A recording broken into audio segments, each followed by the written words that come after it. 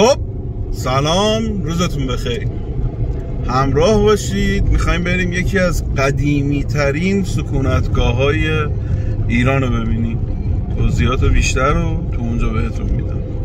خب داشتم میگفتم همراه باشید برای قدم زدن در تاریخ.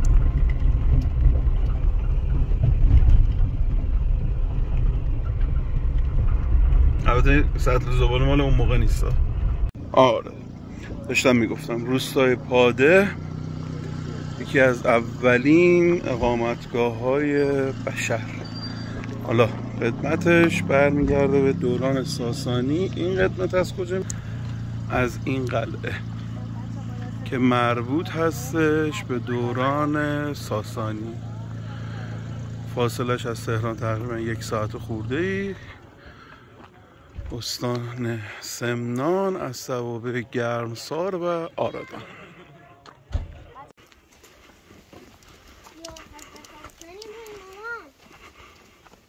روی پاک خسرو پرویز از سلسله ساسانی.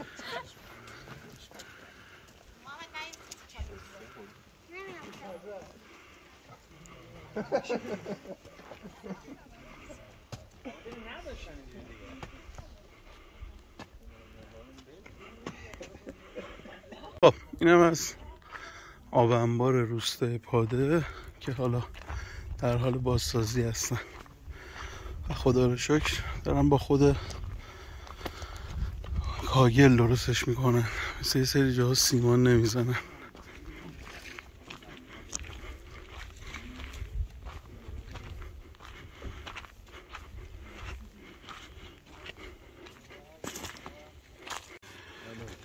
بریم برای دیدن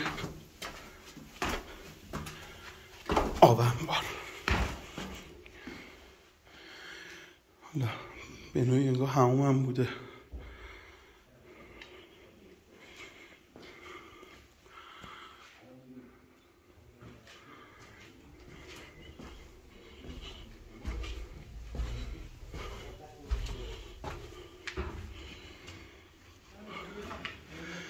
در شرف بازسازی دیگه الان زیاد نمیشه توقعی داشت.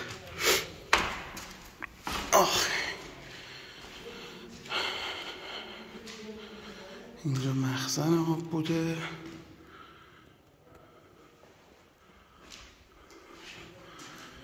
این قسمت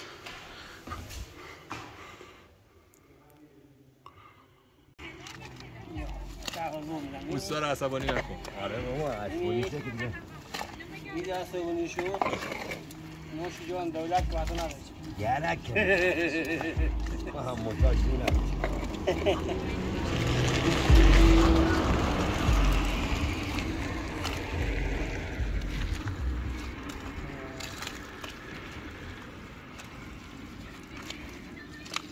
بذار تو دوستان بذار بگو محمد